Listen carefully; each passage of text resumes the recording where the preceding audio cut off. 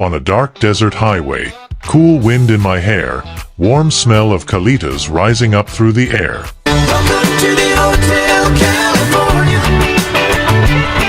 These iconic lyrics transport us to the world of the Eagles, one of the most legendary rock bands in history. But beyond the smooth harmonies and unforgettable guitar solos, there was tension, especially between two of the band's most skilled guitarists, Joe Walsh and Don Felder. Join us as we uncover the highs and lows of their relationship, their contrasting styles, and the untold stories behind the Eagles' inner conflicts.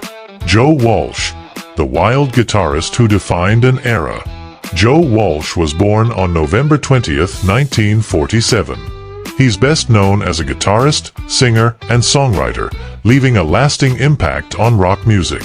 But his life wasn't without hardship.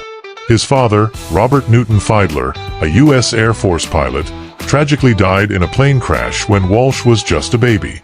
He was later adopted by his stepfather and took on the surname Walsh. At 10 years old, he picked up his first guitar, inspired by the Ventures' Walk, Don't Run.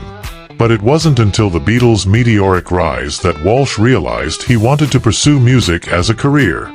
His journey in rock began with local bands, but everything changed after the tragic 1970 Kent State Massacre, which he witnessed firsthand. Deeply affected, Walsh decided to leave college and fully commit to his musical career. He gained national recognition with the James Gang, where his bluesy guitar solos and wild stage presence turned heads. After leaving the James Gang, he formed Barnstorm, which, despite being a band, was marketed as a solo project. Then, in 1975, producer Bill Shimchick suggested that Walsh join the Eagles, replacing founding member Bernie Leadon. The Eagles, a tension-filled brotherhood. While the Eagles were known for their polished harmonies, things weren't always smooth behind the scenes. Joe Walsh's wild personality and bluesy guitar style were a sharp contrast to Don Felder's more disciplined and structured approach. Felder, who had joined the Eagles in 1974, was known for his technical precision and ability to craft well-structured guitar lines. Walsh, on the other hand, had a more free-spirited, improvisational style that leaned heavily on blues and rock and roll.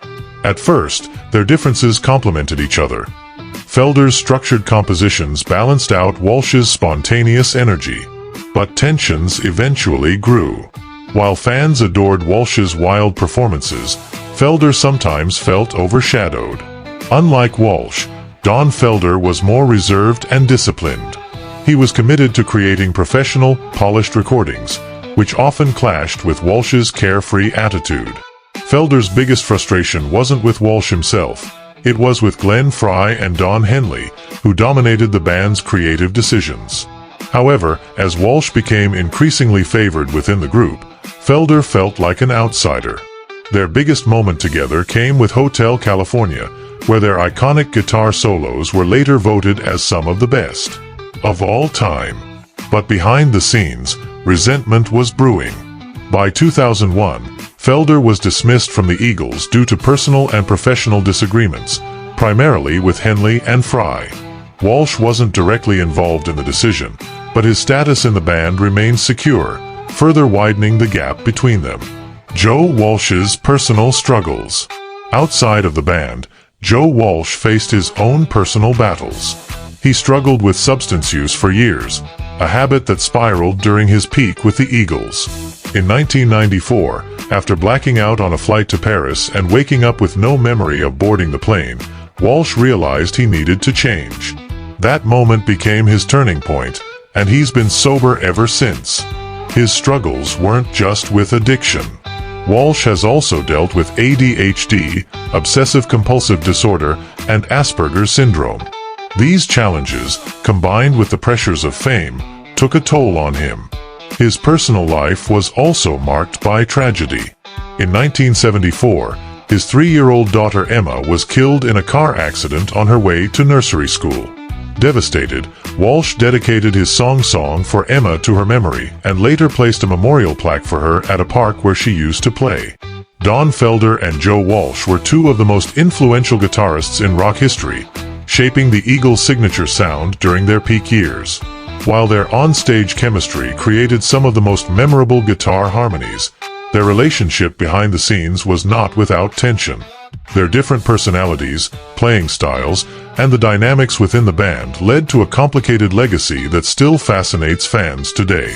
Felder and Walsh had distinctly different approaches to music. Felder was meticulous, preferring technical precision and carefully constructed melodies. He was a master at layering guitars, ensuring the band's sound was polished and structured. Walsh, on the other hand, had a more freewheeling style, favoring bluesy, spontaneous solos that brought a raw energy to the Eagles. His rock and roll attitude contrasted with Felder's disciplined approach, but when the two played together, they created something truly special. Their dual guitar work on Hotel California remains one of the greatest collaborations in rock history. The famous solo, which was ranked among the best of all time, showcased their ability to trade licks seamlessly. While Felder composed the initial chord progression and brought in the signature harmony section, Walsh injected a blues-infused edge that gave the song its iconic sound. Despite their musical compatibility, tensions between them, and within the band as a whole, were inevitable. Felder, who had been with the Eagles since 1974, felt increasingly sidelined as Walsh's presence grew. Walsh's wild, fun-loving personality made him an easy favorite among fans and bandmates, while Felder was more reserved and serious about the music. The division became more evident during live performances.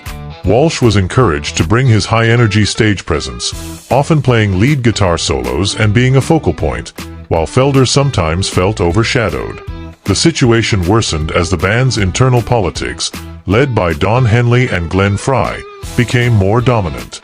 Felder frequently clashed with Frey, which ultimately led to his dismissal in 2001.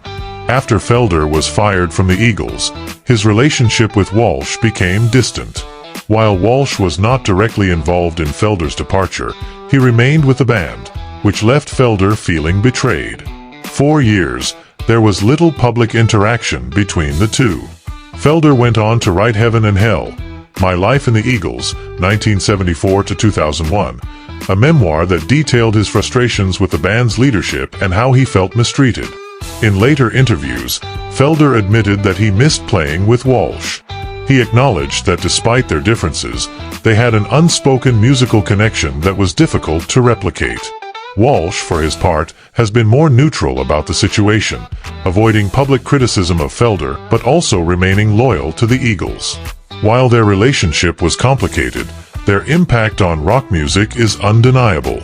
Felder and Walsh helped define the sound of one of the greatest American bands, blending technical mastery with raw energy. Their contributions to Hotel California, Life in the Fast Lane, and Victim of Love cemented their status as guitar legends. Although they have not reunited on stage, their work continues to inspire generations of musicians. Whether they will ever perform together again remains uncertain, but their legacy as one of the greatest guitar duos in rock history will always remain. The story of Joe Walsh and Don Felder is one of contrasts. Two brilliant musicians with different styles and personalities who helped shape the legacy of the Eagles. Their journey together was filled with highs and lows, but their impact on rock music is undeniable.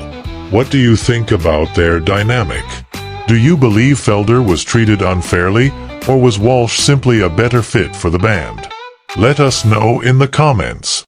If you enjoyed this deep dive into rock history, don't forget to like and subscribe for more legendary music stories. Thanks for watching, and we'll see you in the next video. God bless.